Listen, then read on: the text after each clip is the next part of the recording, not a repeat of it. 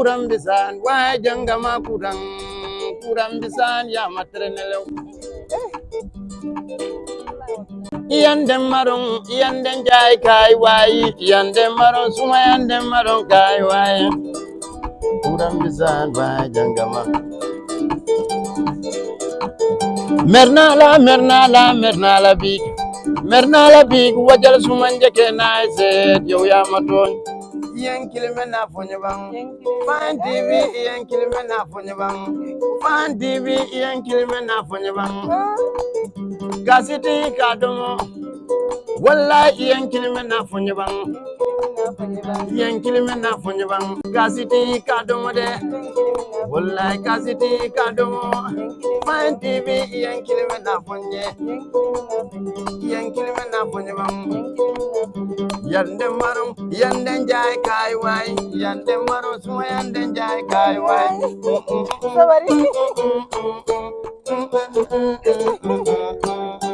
My name is Simando, and I will take the honor today to moderate this occasion with you. Before we go any further, I would allow my co-host to also introduce herself, and from there we start the program forward. As my co-host mentioned, I am Khadija Jalo, and we will be your host today. And thank you so much for coming, and you are all welcome. Thank you very much, Khadija too. So, in today's occasion, the first thing we're going to do is to recognize the customary practice of praying before we start any occasion.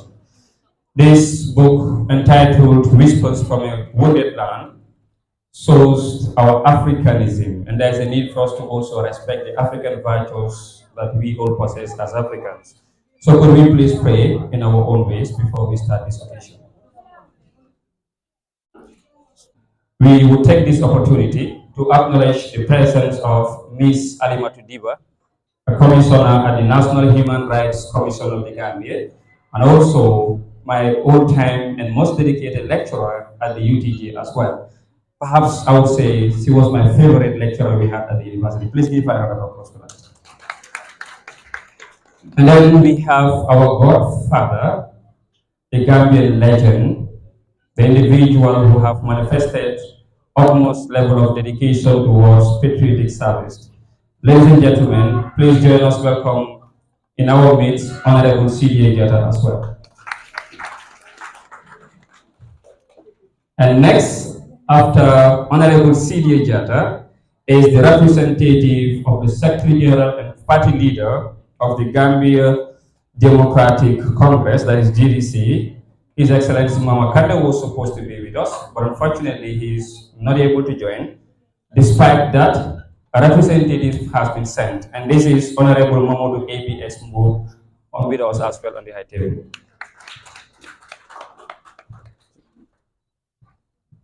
Okay, thank you so much, Seaman. And to you, beautiful ladies and gentlemen, just to say again, you are welcome to the launching of our own Hariba. So we would like to start the program, and we must apologize once again for the late start. Yeah. So first on the list, we are going to have Usman. Usman Job, are you here? He's going to give us the opening remark. Ladies and gentlemen, esteemed guests and lovers of the, literature, good afternoon to you all. I would like to thank each and every one of you for being here with us today to celebrate the launch of Whispers from a Wounded Land, the voice of Mother Africa. This book is not merely a reflection of poems. It is a testament to the spirit of a continent that has endured trials yet continues to rise with resilience and hope. As we gather here today, we are reminded of the powerful voice of an African mother who speaks through the verses within these pages. Each poem is a window into the soul of our land, rise with potential yet often burdened by the weight of our history. The words resonate with the cries of the marginalized, the reflections of our lost generation, and the urgent pleas for transformation that echo across our communities. As we embark on this journey through the rhymes of these poems, may we find inspiration in the resilience that defines our existence. Let the echoes of Mother Africa's voice rise above despair, reminding us of our shared humanity and collective responsibility we bear to create a brighter future. I encourage each and every one of you to immerse yourselves in these pages, to reflect on the challenges we face, and to engage with the calls for action that resonate within. Thank you. Yeah. Okay. Thank you so much, Usman, for that great remark. And next, we're going to move on to the next speaker, who is the keynote speaker, speech on the importance of mainstreaming gender perspective in writing. So she's going to deliver this speech. That is Honorable Halimatu Diva. Sorry. Was a lecturer at the UTG. Those of us who are from the School of Arts and Sciences must have, at least at one point or the other, had a class with her. And when you sit with her and discuss in details, you get to understand that whenever she talks, there is that spirit of being African in her. Whatever she does, she wants to make sure that she promotes African values and what we all desire. And her coming here today in the book launch of Whispers from a Wounded Land is not an accident, because we understand the entire book here tries to advocate for how can we Africanize ourselves, knowing our history as Africans and what could be done to also emancipate ourselves from mental slavery. And today she serves as a commissioner at the National Human Rights Commission. Again, a commission that is very much concerned about human rights. And if we talk about Africanism, again, we cannot put human rights in a different stage as well. So, Ms. Diba, we are indeed honored to have you today in this book launch, and we look forward to drinking from your pool of wisdom as much as possible. Good evening, everyone. It's indeed a pleasure to be here. So I'll try to, because since we're behind time, I'll try to keep it as brief as possible. I'm looking at the topic that I've been tasked to address. That is the importance of mainstreaming gender perspectives in writing. I know that this is a topic that when we speak of mainstreaming gender, we generally speak of mapping out ways that consider the interests and concerns of both men and women. So when we talk about mainstreaming gender, we talk about equality between men and women in all sectors. And when I go into my statement, you would forgive me though, however, because I like to acknowledge the reality that women all over the world in mainstreaming gender in any field is about empowering women in particular and girls to reach their full potentials and to earn the same opportunities as men and boys. Not to say that men are not to be considered, but if we contextualize it, when I speak in the presence of this gathering today, a gathering that has convened to celebrate a young Gambian lady, I sing to the choir, I think, looking at your presence as we have all gathered to acknowledge her potential, her gift of telling stories of so many that transcend borders, transcends ages. So while I acknowledge that men and boys too need to be empowered to reach their full potential, to get opportunities in order to thrive, when I speak of gender mainstreaming today, I lay emphasis on the need to empower women and girls. I lay emphasis on women and girls for ours. It's a country where patriarchy is so tightly woven in the fabric of our societies, where the systemic marginalization of women and girls is so deeply rooted and unfortunately normalized that addressing it is some sort of abomination. In a country where women constitute 51% of the population, and this figure still stays, considering the recent statistics that we have, most of whom are youth, again, the census that we had, saying that most of the population is youth, a country where girls have for several years outnumbered and outperformed boys in junior and senior secondary school leaving certificate examinations. Women form less than 2% of cabinet, less than 10% of elected members in parliament, and far lesser percentages in the judiciary. And a small percentage of this figure forms part of the formal sector, work sector. So when we take a moment to let these figures, these statistics sink in, when we in our own ways try to decipher these statistics in our own ways, whatever those ways are, we will come to the same conclusion that indeed women and girls are marginalized in this country. whether through policy, social norms, beliefs, myths, you name it. We know deep down that there are way too many cracks in society where women and girls are falling off. It is quite disheartening when this country is engaged in debates regarding women and girls. It is worrisome that even the youth that we have so much hope in take the conversations to very, very concerning tracks. In this room today, in celebrating this young lady, however, one of our points of reflection should be that the fact that behind every single woman and girl who has fallen through the cracks that this society has created through marginalization or patriarchy, behind every woman, behind every girl is a story that needs to be written, a story that needs to be told. Stories of abuse, stories of child marriage, stories of patriarchy where they had to give up their education because their brothers had to be prioritized. Stories of giving up their dreams of leadership because society did not deem them fit. Stories of sexual and gender-based violence, violence meted on them by trusted family members or men in positions of power, giving up their dream jobs because their bodies were laid as collateral. Stories of settling for the barest minimum because they are not entitled to land or other means of financial sustenance. These stories need to be told, these stories need to be written, and they need to be heard at all levels, at the family level, community, government, and international level. This is where the power of writing lies. This is why we need to mainstream gender in writing, remembering that every story is different.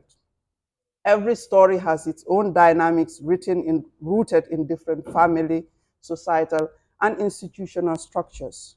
When we tell these stories in writing, like Harry has done, whether through documenting true stories, creating fictional characters, poetry, dramas, articles for publication, or other forms of writing, or laying down our beautiful African history, we are lending voices to millions of girls and women around the world, and in particular in Africa and the Gambia.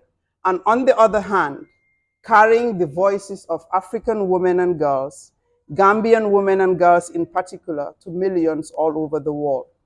We raise the realities of these women and girls to diverse audiences and readers, including policymakers, grassroots leaders, religious and other leaders.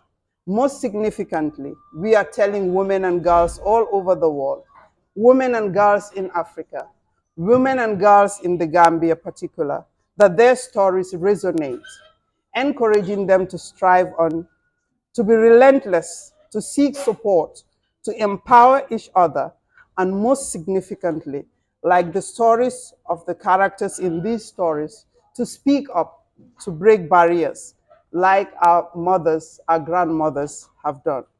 So to every writer in this room, whether you write fiction, whether you write nonfiction, poetry, publication, for whatever your theme is, whatever the morale behind your story, whether it's historic or futuristic, you have a duty to tell these stories. A duty not to tell them passively or as stories of vulnerability or weakness, because women are everything but weak or vulnerable by virtue of their gender, but rather they are marginalized by virtue of their gender. So when you tell these stories, do not portray them as characters who always need to be saved, but to embody these women and girls graciously, who, if not for marginalization, would steer the affairs of their families, this country, and Africa at large with reverence and success. A duty to highlight their plights, emphasize their struggles, drive their dreams and aspirations, amplify their voices, highlight the somberness of those who succumbed, and of course, trumpet their triumphs. A duty to lay out their realities as individual stories that manifest systemic barriers that need to be broken collectively. In the Gambia, these are everyday stories of our sisters, aunties, mothers, grandmothers, neighbors. everyday stories of superheroes who are on a daily basis or who on a daily basis weather this storm for themselves and their families. When we write these stories, we lay out history for the present and future generations to reflect on and for legacies to live on, to create the avenue to hold people in positions of power to accountability. You acknowledge the efforts of women and girls in championing change despite these barriers. You tap those strong shoulders we all stand on. And most significantly, you foster the culture of speaking up. You embolden your young readers to strive on, inspiring them not to relent, and in that, you stop non-recurrence. Nothing beats this in our society, where the culture of silence and the infamous sutura culture is unfortunately so normalized. That is exactly what Harry has done with this book, a collection of poems that touch on different aspects of life in Africa, the misfortunes, but the riches that we unfortunately can barely reach. When I first spoke to Harry on the phone, I heard a very soft, tender voice on the other side of the phone, a voice you had to keenly listen to pick out the words, a voice that some might mistakenly even dub timid. A couple of days later, she came to my office to drop a copy of the book, Whispers from a Wounded Land, The Voice of Mother Africa. And when she walked in, the voice matched the physique. Slender, shy, young lady with a very calm demeanor. Mind you, I said physique, because I would not say personality, I would not say person. Because this calm, soft, shy young lady would be considered a quiet person, especially in our society. But she's not quiet, in my opinion.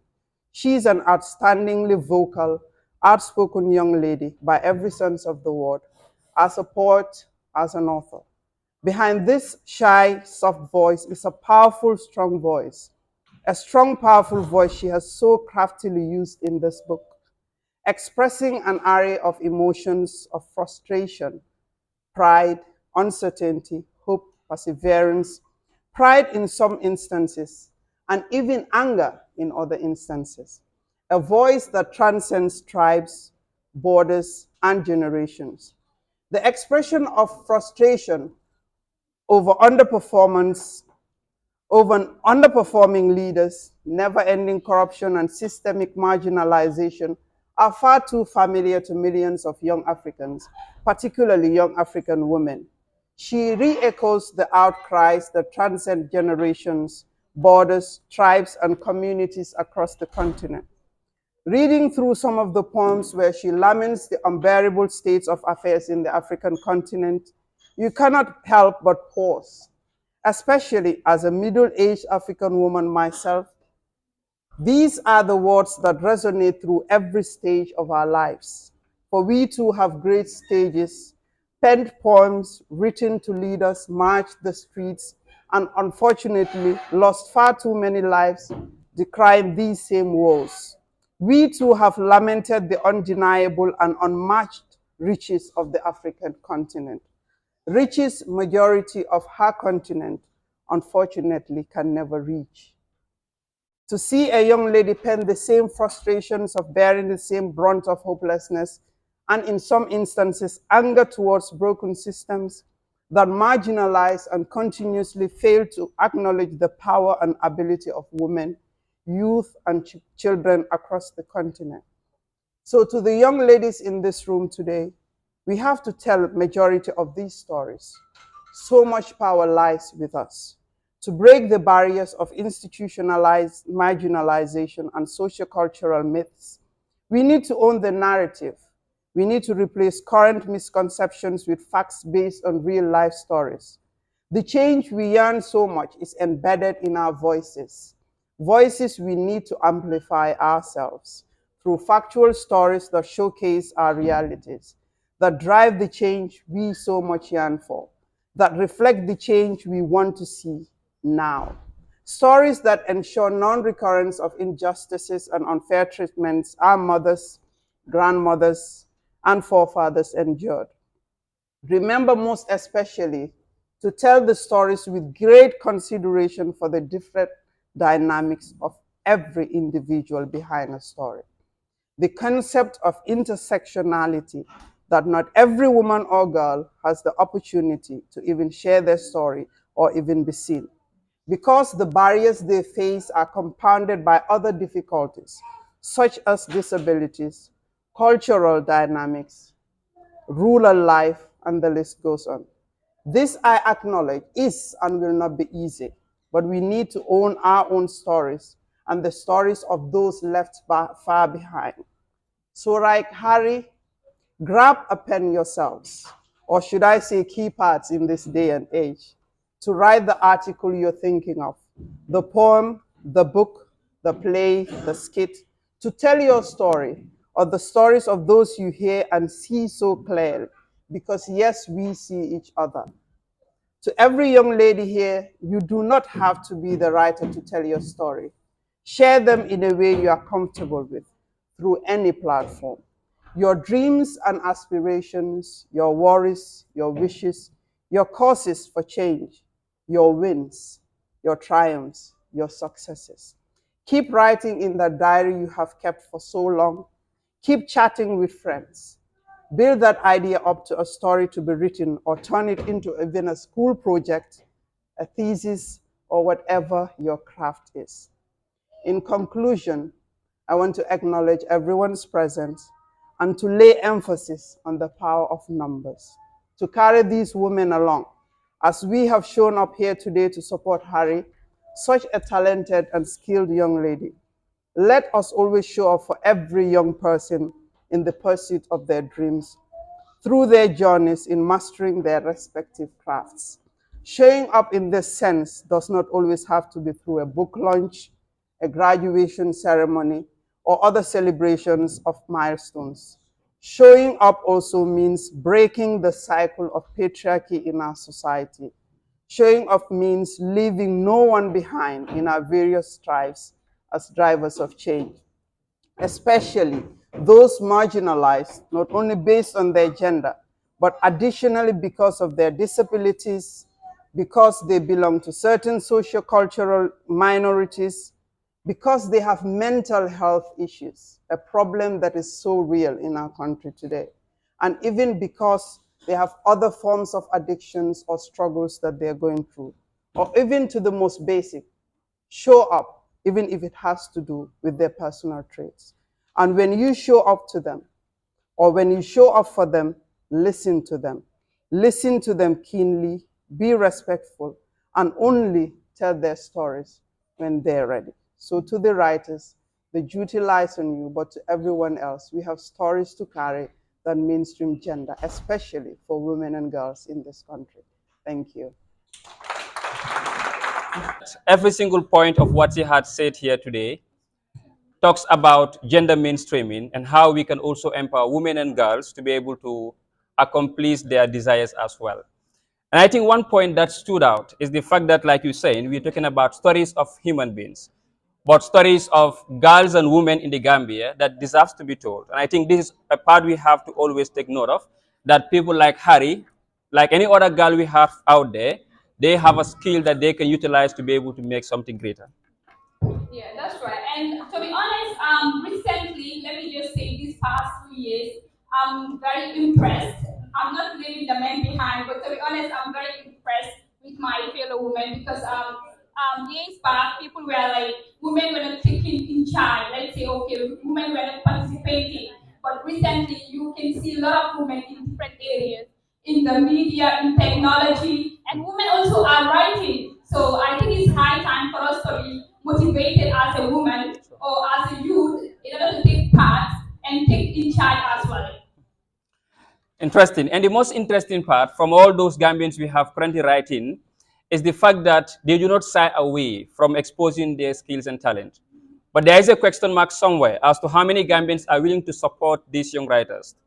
If they are writing books but they are not being empowered, we are not buying their books to read them, their ideas will go back to the drains of the gutters.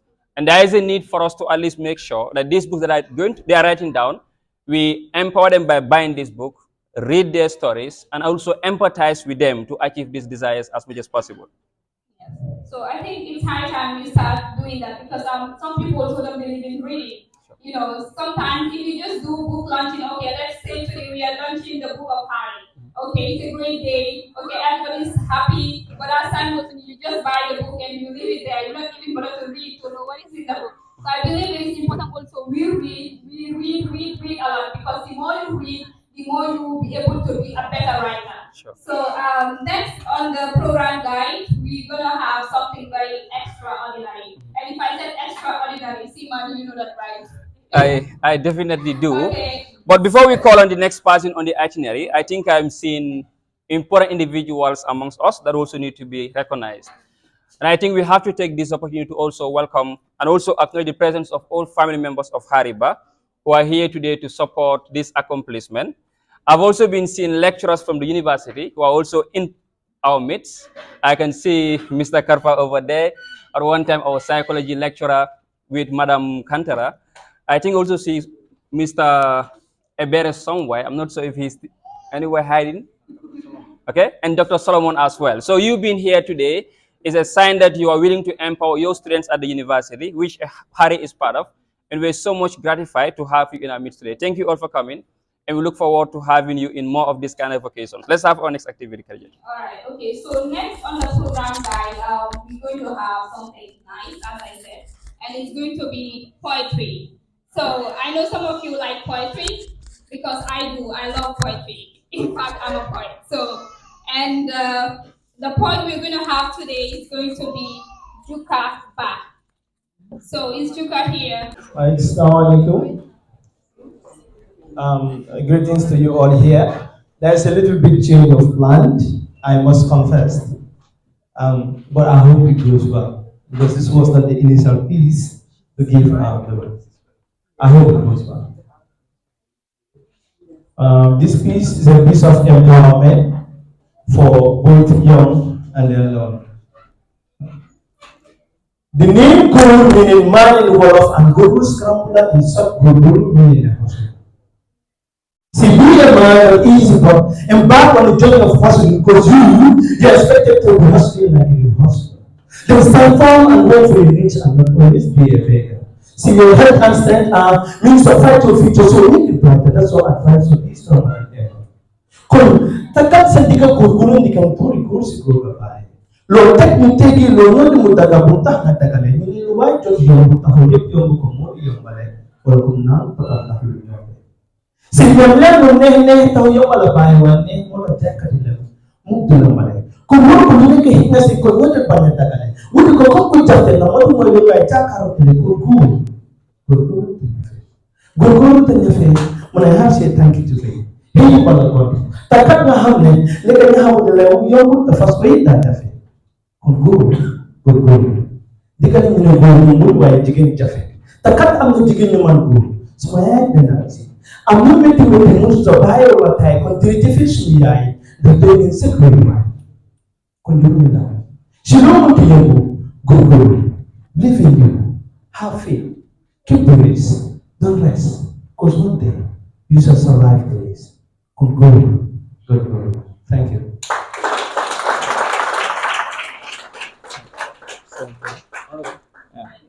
Okay, fine. I thank you. That is specially dedicated to Honorable Sidi Jada. Just to tell him the spoken word poets in this country are really doing so well when it comes to in our own indigenous language. I don't call him local language. I call them indigenous language. Right. So we get this for hope.